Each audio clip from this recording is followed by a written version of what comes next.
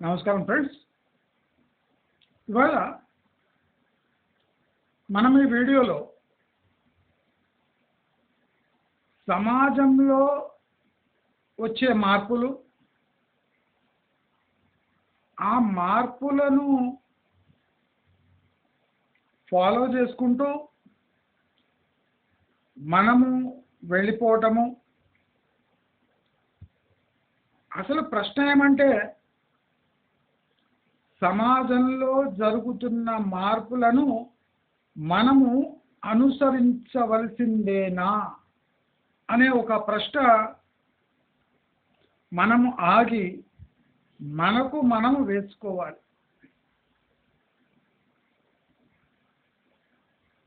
చాలా అంటే 95% మంది సమాజాన్ని అనుసరిస్తే కానీ మనము సమాజంలో ఒక భాగమై ఉండము అనే తప్పుడు అభిప్రాయాల్లో తమ జీవితం అంతా వెళ్లదీస్తున్నారు. నేను అట్ ప్రెజెంట్ ఈ టాపిక్ పైనే నా ఫోకస్ పెట్టాను. అంటే నేను బ్రతుకుతున్న రీతి కూడా ఈ టాపిక్ పై కొద్దిగా అవగాహన పెంచుకోవాలని అలాగే బతుకుతున్నా. అసలు సమాజంతో మనం అనుసంధానం చెందాలన్నా, సమాజంతో పాటు మనం చేంజ్ కాకపోతే మన జీవన విధానంలో కానీ మన జీవితంలో కానీ ఏదైనా తుఫాన్లు వస్తాయా, లేదా మనం వెనుకబడిపోతామా అని నేను తరచూ ఆలోచిస్తూ ఉంటాను. నేను అబ్జర్వ్ చేసింది ఏమంటే, సమాజము అనగా భిన్న అభిప్రాయాలు ఉన్న కోట్ల మంది. ఆ కోట్లలో మనం ఒకరం. ప్రతి ఒక్క మనిషికి రెండో మనిషి నుంచి అంటే వాళ్ళు కంపేర్ చేసుకుంటే భిన్నాభిప్రాయాలు ఉంటాయి. అయితే ఈ భిన్నాభిప్రాయాలు ఉన్న వాళ్ళు ఒక ఇంట్లో ఉండొచ్చు, ఒక గల్లీలో ఉండొచ్చు, ఒక టౌన్లో ఉండొచ్చు, ఒక సిటీలో, ఒక దేశం. అంటే ఒకడి అభిప్రాయం ఇంకొకడికి పడదు అంటే భిన్న అభిప్రాయాలు ఉన్నాయి. కానీ తప్పదు కాబట్టి కలిసిమెలిసి ఉంటున్నారు. ఈ కలిసిమెలిసి ఉండటం కూడా తప్పే, ఆ వర్డ్ కూడా తప్పే. తప్పక ఉంటున్నారు, ఇది కరెక్ట్ వర్డ్. తప్పక ఉంటున్నారు, కలిసిమెలిసి ఉండడం తప్పు, ఆ వర్డ్ ఆ లైనే తప్పు. మనము మన ఫ్యామిలీలో చూసుకుంటేనే మనము తప్పక ఉంటున్నాము అని ఒక్కొక్కసారి అనిపిస్తుంది. ఈ భిన్నాభిప్రాయాలు మన ఆత్మవిశ్వాసాన్ని, మన జీవితంలో ఏ ఫిలాసఫీ అనుకుంటున్నామో దాన్ని, మన మనసుకు నచ్చిన విధానాన్ని మనము వదిలేసి, అంటే మన తోటి అంటే జీవుల విధానాన్ని అనుసరిస్తూ మనం జీవితం వెళ్ళదీస్తూ ఉంటాం. ఇది ఎంతవరకు కరెక్ట్? అసలు మన ఫ్యామిలీలో మనం బలిదానం చేసుకుంటున్నాము, మన అభిప్రాయం మార్చుకుంటున్నాము, మన హ్యాబిట్స్ మార్చుకుంటున్నాము, మన వ్యక్తిగత ఆశలను వదులుకుంటున్నాము అంటే అర్థం ఉంది. ఆ సాక్రిఫైస్ ఎవరి కోసము? ఫ్యామిలీ కోసం. అవునా కాదు? అయితే ఈ ఫ్యామిలీ కోసం మనలో మార్పు ఫ్యామిలీకి దోహదపడుతుంది. మనం ఫ్యామిలీకి డైరెక్ట్ రెస్పాన్సిబుల్ కనుక ఆ మాత్రం త్యాగము, ఆ మాత్రం అడ్జస్ట్మెంటు, ఆ మాత్రం వెసులుబాటు ఇస్తే బహుశా మన జీవితం స్మూత్గా నడుస్తుందేమో అని మనం అనుకుంటూ ఉంటాం. కానీ అలా జరగచ్చు, జరగకపోవచ్చు. మనము మన ఫ్యామిలీ విషయానికి వస్తే జరగచ్చు, జరగకపోవచ్చు అనేది చాలా పర్సనల్గా తీసుకుంటాం. అంటే అది బయట కూడా పెట్టాం.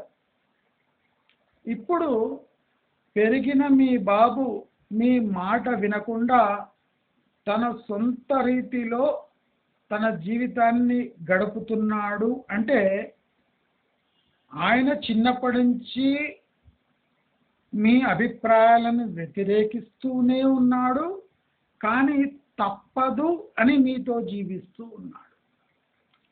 ఎప్పుడు మీ బాబుకు జీవితం తన చేతికి చిక్కింది, తనకు నచ్చిన రీతిలో బతకవచ్చు అని ఎప్పుడు తన బ్రెయిన్ చెప్పిందో తక్షణమే దాన్ని అమల్లో పెడతాడు. మిమ్మల్ని ఓపెన్గా వ్యతిరేకించడం ప్రారంభిస్తాడు.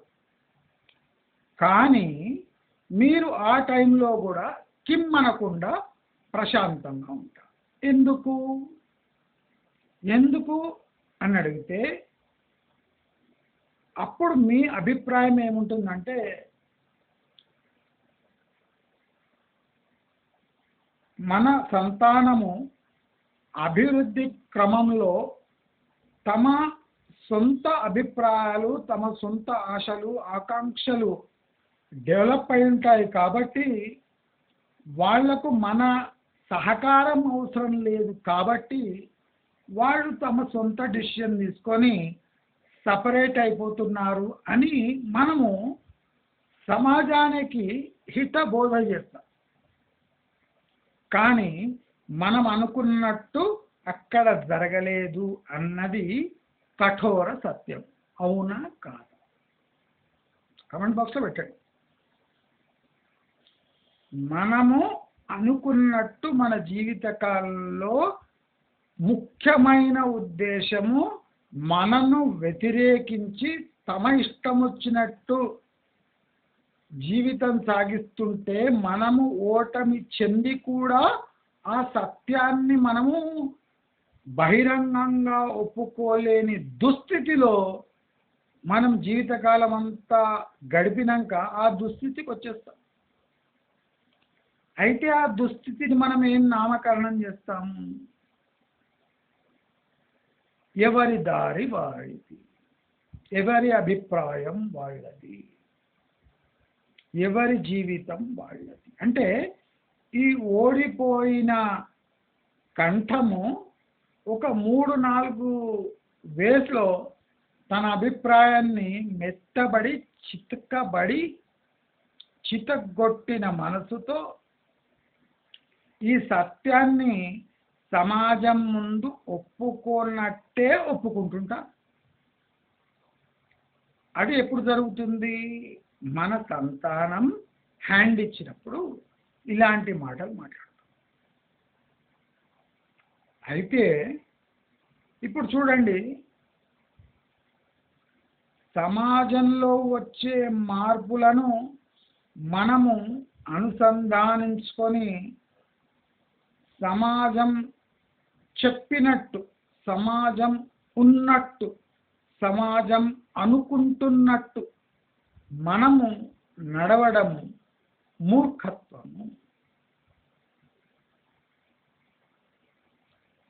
మనము కండ్లు మూసుకొని మనము సంఘజీవులము అని తప్పుగా అనుకుంటున్నాం. మనము సంఘజీవులం కాదు. మనము సంఘజీవులం కామే కాము.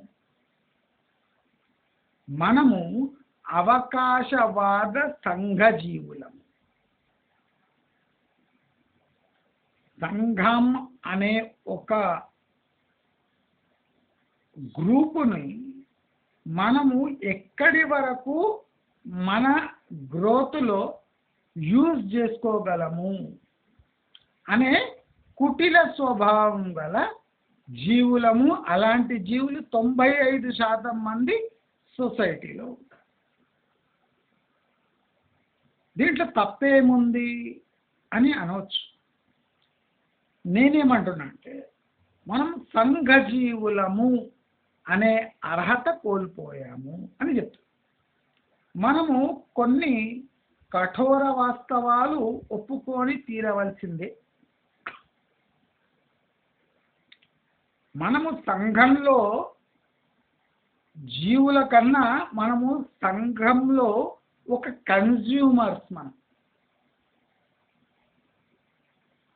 సంఘంలో మనము ఒక కన్జ్యూమర్ స్టేటస్ ఉన్న ఇండివిజువల్స్ మాత్రమే. మనము సంఘం నుంచి మనకు కావాల్సిన ఫెసిలిటీస్, సర్వీసెస్, సుఖాలు, వెసులుబాట్లు మనము సంఘం నుంచి కొనుక్కోగలమా? పొందగలగడమా కాదు, పొందగలగడం అనేది తప్పు. మనము సంఘం నుంచి అఫోర్డబిలిటీ, ఇంగ్లీష్లో correct word, can be afford to extract the services required for our survival from the society. ఇది కరెక్ట్ ఇంగ్లీష్లో. మనము మన జీవితం గడపడానికి ఈ సంఘం నుంచి సర్వీసెస్ మనము మన సుఖం కోసము మన జీవితం సరళం చేసుకోవడానికి ఈ సంఘం నుంచి ఏమైనా తీసుకోగలమా? డబ్బులు చెల్లించి, డబ్బులు చెల్లించకుండా, అంటే మాటకారితనంతో. అంటే చాలా మంది అంటారు ఈయన మాటకారి, ఎలాగైనా బతుకు సాగించగలడు. ఎలాగైనా అంటే సంఘంలో ఉన్న లూప్ హోల్స్, అంటే వీక్ పాయింట్స్ని ఈయన బాగా పట్టుకొని దాన్ని ఎలా ఉపయోగించుకోవాలనో ఎరిగిన వ్యక్తి అని అర్థం. ఈ సంఘ జీవుల్లో వివిధ రకాలైన జీవులు ఉంటారు. దీంట్లో పరాణ జీవులు కూడా ఉంటారు. సంఘంలో పరాణ జీవులు కూడా ఉంటారు. అంటే సంఘానికి అతుక్కోనుండి సంఘానికి ఏమీ ఇవ్వకుండా సంఘం యొక్క శక్తిని తమ శక్తి కొలది ఆ సంఘం నుంచి గుంజుకుంటూ ఉంటారు. వాళ్ళనే పరాణ జీవులు అంటారు.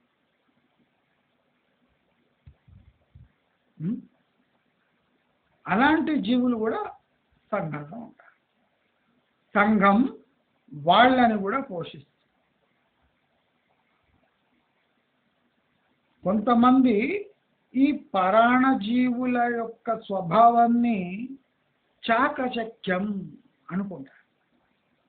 అది సిగ్గులేని వాక్యం. ప్రాక్టికలీ అది సిగ్గుమాలిన, పనికి మాలిన వాక్యం. ఒక పరాన్నజీవి బాగా హెల్దీగా ఉన్న జీవిపై అతుక్కొని దానివల్లే నేను బతుకుతున్నా అనే ఒక బిల్డప్ ఇచ్చి దాని రక్తమే దాగి దాని సారమే గుజ్జి ఒక్కోసారి దేని వల్ల అది పెరుగుంటుందో దాన్నే నాశనం చేస్తుంది. ఇదే పరాన్నజీవి యొక్క ముఖ్య లక్షణం. అయితే సమాజానికి ఎన్ని ముఖాలు ఉన్నాయో అన్ని రకముల జీవులు పరాన్నజీవులు ఉంటారు. అయితే మనం ఇవాళ డిస్కస్ చేయవలసిన పాయింట్ ఏమంటే సమాజంలో వచ్చే మార్పులకు అనుగుణంగా మనము మారాలా, లేకపోతే ఏమవుతుంది? మనము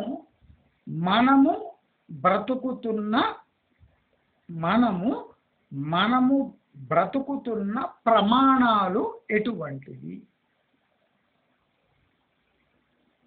నేను చాలా క్రిటికల్ తెలుగు వర్డ్స్ యూజ్ చేస్తాను, అంటే బాగా ఆలోచించి యూజ్ చేస్తాను. ఇంగ్లీష్లో కొన్ని మంచి వర్డ్స్ ఉన్నాయి, కానీ నేను తెలుగులో చెప్పాలి కనుక నాకు ఎంత తెలుగు నాలెడ్జ్ ఉందో ఆ నాలెడ్జ్ ప్రకారం నేను మాట్లాడుతాను. మనము ఈ సమాజంలో ఏ ప్రమాణాలతో బ్రతుకుతున్నాము, మనము ఏ రకంగా జీవన ప్రమాణాలను పెంచుకోదలుచుకున్నాము. జీవన ప్రమాణము అనగా ఒక ప్రశ్న, బ్యూటిఫుల్ క్వశ్చన్.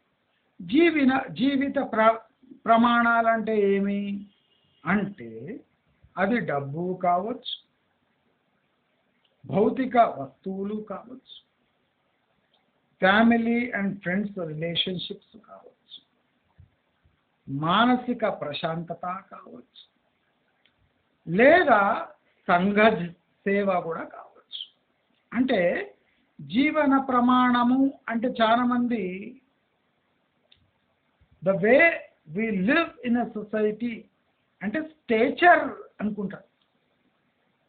గమనించండి, జీవన ప్రమాణము అంటే స్టేచర్ కాదండి, ఫైనాన్షియల్ విజ్డమ్ అసలే కాదండి, ఫైనాన్షియల్ స్టేచర్ అసలే కాదు, మీ ఆస్తులు అసలే కాదు. The stature is a position which you want or you are willing to achieve throughout your life or the way you live your life. అంటే జీవితం బతుకుతున్నప్పుడు కానివ్వండి, మీ గోల్ అంటే జీవితం యొక్క గోల్ అచీవ్ చేసే క్రమంలో మీరు అనుసరించిన వ్యూహం ఏముంటుంది, దాన్నే జీవన ప్రమాణాలు, జీవితం యొక్క సార్థకత. చాలా మందికి జీవితం యొక్క సార్థకత తమ అంటే అనుభవాలు, తమకు కావాల్సిన సుఖాలు, తమ వెసులుబాట్లు పై అది ఆధారపడి ఉంటుంది. అది ఎవరు, you cannot deny the fact that however small or big the want may be, but want is completely what you call a symbol of truth of your ambition and the purpose of your life. అంటే మనము ఎవరి కోరికను తక్కువ అంచనా వేయలేము. నేను నీ బ్రతుకు బ్రతకలేను, నీవు నా బ్రతుకు బ్రతకలేవు. ఈ చిన్న లాజిక్ని మీరు గ్రహించగలిగితే లైఫ్లో సగం ప్రాబ్లమ్స్ సాల్వ్ అయిపోతాయి. అంటే మీ జీవన ప్రమాణాలు మీకు అనుకూలంగా ఉన్నాయా, మీరు అనుకున్నట్టే ఉన్నాయా, మీరు అనుకున్నట్టే జరిగే అవకాశాలు ఎంతున్నాయి? అవకాశం లేని వాంట్ అంటే కోరికను నెత్తిన వేసుకొని ఆ కోరిక చుట్టూ మీ జీవితాన్ని తిప్పే విధానాన్ని, అంటే అదొక విధానమే కాదు, దట్ ఈస్ సూయిసైడల్. అంటే ఆత్మహత్య సదృశ్యం అంటారు కదా తెలుగులో. ఇఫ్ ఐఎమ్ కరెక్ట్ చేసేటట్టు చేసుకోండి. ఆత్మహత్య సదృశ్యం అంటే ఆత్మహత్యకు ఈక్వల్. అమలు కాని అనే అంటే ఆ కోరిక మన శక్తి కొలది అది తీర్చుకోలేము అనే ఒక అనుమానం ఉన్నా ఆ కోరికను బలమైన కోరికగా చిత్రీకరించి మనమే మన నెత్తినేసుకొని మనం జీవితకాలం బతికేది ఎంతవరకు కరెక్ట్? అది ఆత్మహత్య సదృశ్యం. అంటే పర్పస్లెస్ లైఫ్ని ఒక అంటే ఇష్యూలెస్ పర్పస్, ఒక గోల్లెస్ పర్పస్ కోసం సాక్రిఫైస్ చేసుకోవడమే ఇది ఒక జీవన ప్రమాణంగా. అంటే 70% 80% మంది ఇలాంటి లైఫే కోరుకుంటున్నారు. ఎప్పుడు నీ అభిప్రాయం నీ పక్కవాడిది, నీ అభిప్రాయం నీ కొడుకుది, నీ అభిప్రాయం నీ బిడ్డది, నీ అభిప్రాయం నీ భార్యది, నీ అభిప్రాయం నీ తల్లిది, నీ అభిప్రాయం నీ తండ్రితోనే టాలీ కానప్పుడు వేరే వాళ్ళ గోల్స్ నీవు తలనేసుకొని దాన్ని జీవితకాలం నీ టార్గెట్గా భావించి మోసుకుంటూ పోవడము ఎక్కడి వరకు కరెక్ట్? నేను మీ అందరికీ పెద్ద హితబోధ జ్ఞానబోధ చేస్తలేదు. నా జీవితంలో జరిగే కొన్ని ఘటనలు, కొన్ని అనుభవాలను సాత్వికంగా పంచుకుంటున్నాను అంతే.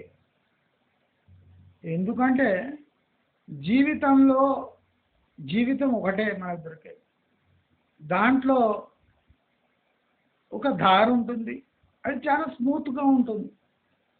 అందరూ ఆ దారినే అనుసరించి స్మూత్గా వెళుతూ ఉంటారు. అంటే ఆ దారి మీద చాకచక్యం అనుభవం అవసరమే లేదు, అంత స్మూత్గా ఉంటుంది రోడ్డు. అందరూ అదే రోడ్డు ఎంచుకుంటారు. కానీ మనము పక్క దారి ఎంచుకుంటే దాంట్లో వచ్చే అనుభవము మన జీవితాన్నే మార్చేసే శక్తి కలిగి ఉంటుందని చాలా మందికి అంటే తెలియదు. తెలిసినా ఆ దారి ఎంచుకోరు. ఎందుకంటే కష్టమైన దారి ఎవరు ఎంచుకోదలుచుకోలేదు. అందరికీ ఇన్స్టంట్ గ్రాటిఫికేషన్ కావాలి. అంటే ఇప్పుడు అనుకుంటే నెక్స్ట్ సెకండే అయిపోవాలి, స్మూత్ దారులు ఉండాలి, ఎక్కువ స్పీడ్ బ్రేకర్లు ఉండొద్దు, ఎక్కువ పాట్ హోల్స్ ఉండొద్దు, ఎక్కువ దూరం ఉండొద్దు, ఎక్కువ ట్రాఫిక్ ఉండొద్దు.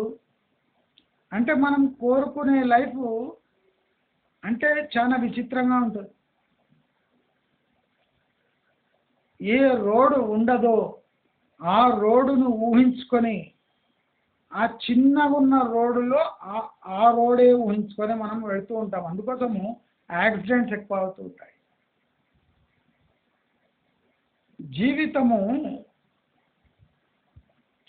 ఈ ఆస్ట్రాలజీ కాదు. ఆస్ట్రాలజీ ద్వారా జీవితాన్ని తెలుసుకోగలిగితే మనం ఇన్ని మిస్టేక్స్ చేయము.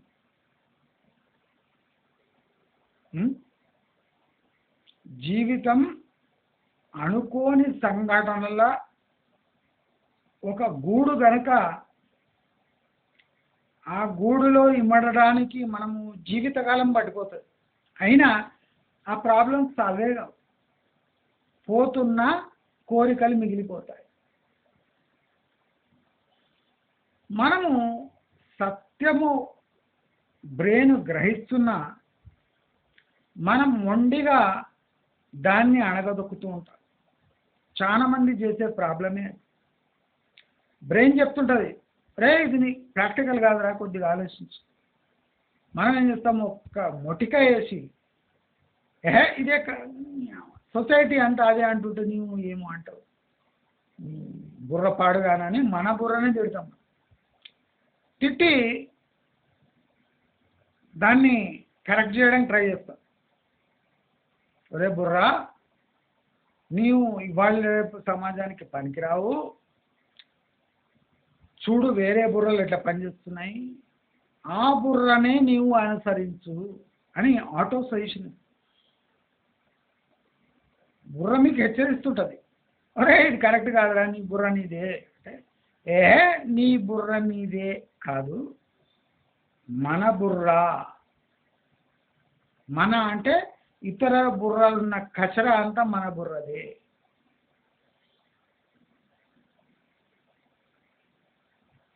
మనము జీవితంలో కష్టాలు మనకు తెలియకుండానే ఊడిపడుతుంటాయి. అది తప్పని కష్టాలు, కానీ కొన్ని తప్పించుకునే కష్టాలు ఉంటాయి. అంటే ఆ కష్టాలను మనం అవాయిడ్ చేయొచ్చు, కానీ అలాంటి కష్టాలను కూడా మనము ఆర్తి పళ్ళెం బట్టి రా బాబు రా, ఒక 10 సంవత్సరాలు 5 సంవత్సరాలు మా లైఫ్లో ఉండిపోదు రా అని ఆర్తి పళ్ళెం తీసుకొని మరీ ఇన్విటేషన్. అది ఎందుకు ఇస్తా? తెలిసి కూడా కష్టాలను కోరి తెచ్చుకునే మనస్తత్వం ఎందుకు డెవలప్ అవుతుంది అని ఒకసారి ఆలోచిస్తే, మనకు మన థాట్స్పై భరోసా కన్నా ఎక్కువ సమాజం యొక్క ధోరణిపై చింత ఎక్కువ ఉంటుంది.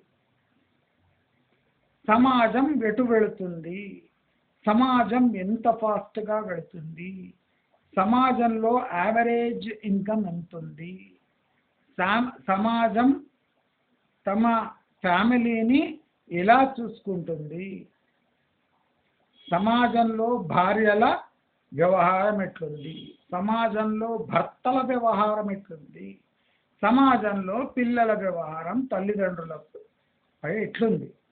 అంటే మనం ప్రతిదీ సమాజంలో జరిగే ఘటనలను తీసుకొని మన లైఫ్లో దాన్ని అనుసంధానించి, అంటే ఇష్టం లేకపోయినా అది ఫిట్ కాకపోయినా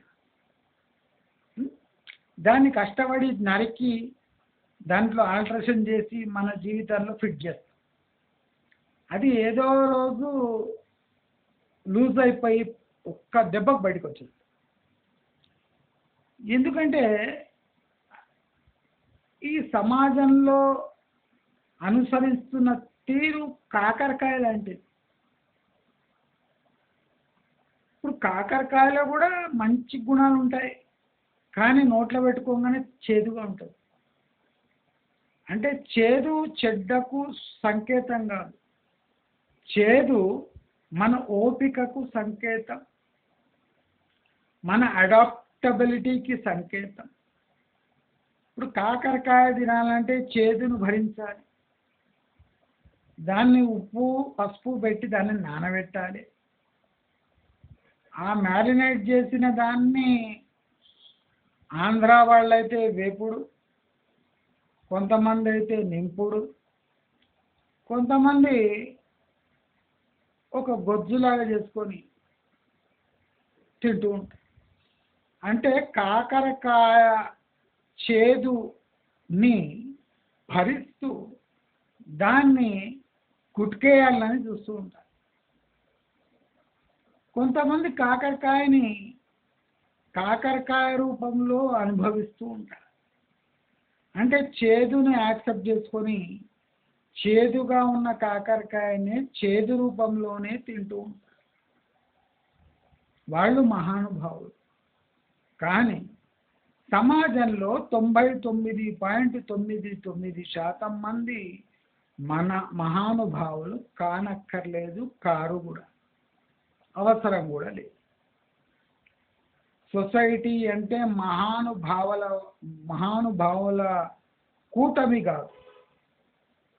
సొసైటీ అంటే ఒప్పు తప్పులున్న కంపు కొట్టే మనస్తత్వం గల కోట్లకు కోట్ల మంది ఉంటున్న ఒక సమూహము. ఇది నిజము. ఆ నిజాన్ని మనం విస్మరించి సమాజం ఒక బెటర్ ప్లేస్ అని మనం ఒక నినాదం అందుకొని దాన్ని సక్సెస్ చేయడానికి నానా యాకిబడి మన సగం జీవితాన్ని సర్వనాశనం చేసుకుంటాం. సొసైటీ ఏ రకంగా మూవ్ అవుతుందో దాన్ని కానివ్వాలి. సమాజం ఏ భాష మాట్లాడుతుందో దాన్ని మాట్లాడనివ్వాలి. సమాజం ఏ వైపు చూస్తుందో చూడనివ్వాలి. సమాజంలో ఏ తప్పులు జరుగుతున్నాయో జరగనివ్వాలి. సమాజం ఏం నేర్పుతుందో అవసరం ఉంటే, మనకు వెసులుబాటు ఉంటే, మనకు అవసరమైతే మాత్రమే నేర్చుకో. సమాజం నేర్పుతుంది కదా అని ఫ్రీ కోచింగ్ క్లాసెస్కి మనం వెళ్ళకూడదు, అవసరమే లేదు. సమాజం అంటే అది ఒక సైన్ బోర్డు కాదు, అది ఒక దిక్సూచి కాదు. సమాజం అంటే కోట్లాది కోట్ల మంది తమ అభిప్రాయాలు ఒక పోస్ట్ డబ్బాలో వేసే ఒక స్థానం. ఆ కోట్ల అభిప్రాయాలు మీకు, ఆ కోట్ల అభిప్రాయాలు మీకు ఏ పనికి రాకపోతుండొచ్చు, మీకు అవసరమే ఉండకపోతుండొచ్చు. కోట్ల అభిప్రాయాలు మీ జీవితంతో ఏ సంబంధము లేకుండా ఉండవచ్చు.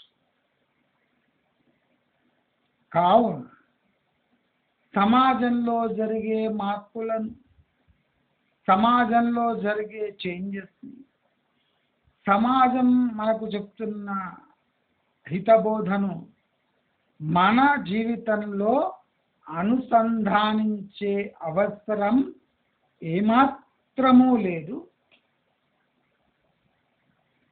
మన జీవితము ఈ అనుసంధానించకపోతే ఎఫెక్ట్ అవుతుంది, లేదా మనము బ్రతకలేము, మనము వెనుకబడిపోతాము అనే గట్టి నమ్మకం ఏర్పడినాకనే సమాజంలోని కొన్ని తీగలను మన జీవితంలో అనుసంధానించాలి. కొన్ని తీగలను మాత్రమే. కోట్లాది కోట్ల తీగలను మనము పనికొస్తాయిలే అని సమాజం నుంచి తీసుకొని పెట్టుకోకూడదు. సమాజంలో ఏర్పడే కోట్లాది కోట్ల తీగలను మన లైఫ్కి ఏదన్నా పనికొస్తుందా అని ఆలోచించి మరి సమాజంలో జరిగే మార్పులను మన జీవితంలో అనుసంధానించుకొని ముందుకు సాగాలి. సమాజాన్ని గుడ్డిగా నమ్మవద్దు. సమాజాన్ని గుడ్డిగా అనుసరించవద్దు. సమాజాన్ని గుడ్డిగా అనుసంధానించవద్దు. సమాజాన్ని అనవసరంగా అనుమానించవద్దు కూడా. ఇది కూడా ఒక ఇంపార్టెంట్ పాయింట్. సమాజంలో మాస్గా జరుగుతుంది అంటే సత్యమేదో బలంగా సమాజంపై ఊడిపడ్డది కనుక సమాజం ఇలా రెస్పాండ్ అవుతుంది అని కూడా మనము అంటే మేలుకోవాలి ఉండాలి. సమాజంలో జరుగుతుంది కదా కానీ నాకు ఎప్పుడు వచ్చి ఏమవుతుంది అలా కూడా అంటే సమాజంలో ఉంటున్నాము అంటే మనం నిద్రలో కూడా మేలుకొనే ఉండాలి. సమాజాన్ని తక్కువ అంచనా వేయకూడదు అని సమాజాన్ని తెచ్చి తొడ మీద కూడా కూర్చోబెట్టుకోకూడదు. సమాజాన్ని గమనిస్తూ ఉండాలి. సమాజంలో జరిగే పెను మార్పులను గుర్తించి ఆ పెను మార్పులు మన జీవితాన్ని ఏమైనా ప్రభావితం చేస్తాయా అని ఎప్పుడు గట్టి నిఘా పెట్టి ఉంచాలి. దొరుకుతున్నాయి కదా అని మార్పులను తెచ్చి మన జీవితంలో పెట్టుకునే అవసరం లేదు. మన జీవితం ఏం కిచెన్ కాదు తెచ్చి షెల్ఫ్లో అన్నీ పెట్టుకోవడానికి. జీవితం అనేది ఒక రోప్ లాంటిది. దాని మీద బ్యాలెన్స్ చేసుకుంటూ నడవాలి. రెండు చేతులు ఖాళీగా కావాలి. అంతేగాని ఈ చేతిలో ఇన్ని ఈ చేతిలో అన్ని ఆశలు అనుభవాలు అవన్నీ పెట్టుకొని మనం ఆ టైట్ రోప్ వాక్ చేయలేము. అయినంత ఖాళీగా ఉండాలి జీవితం. అయినంత మార్పులను అనుసంధానించే యోగ్యత ఆ ఖాళీ స్థలం కూడా జీవితంలో ఉండాలి. నేను మాట్లాడుతున్న మాటలు అంటే నార్మల్గా యూట్యూబ్లో చెప్పే మాటలు కాదు. చాలా మందికి అర్థం కూడా కావు. కానీ నాకు ఇవాళ ఎందుకు అనిపించింది ఈ టాపిక్ చాలా ముఖ్యం.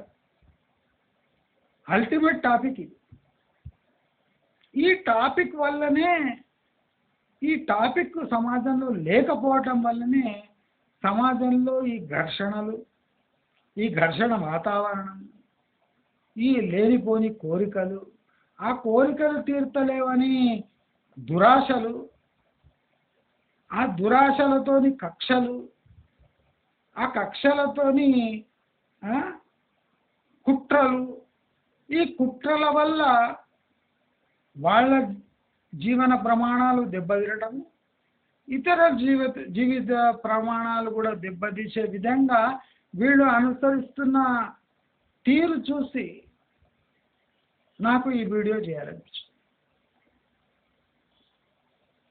మీకు ఈ వీడియో అర్థం కాకపోతే 2 సార్లు వినండి. నేను చెప్పిన మాటలు మీ జీవితంలో పెను మార్పులు తీసుకురావచ్చు. మీ జీవితాన్ని గమనించండి. సమాజంపై కన్నేసి ఉంచండి. మీ జీవితాన్ని మీరు గమనించండి. సమాజంపై కన్నేసి ఉంచండి.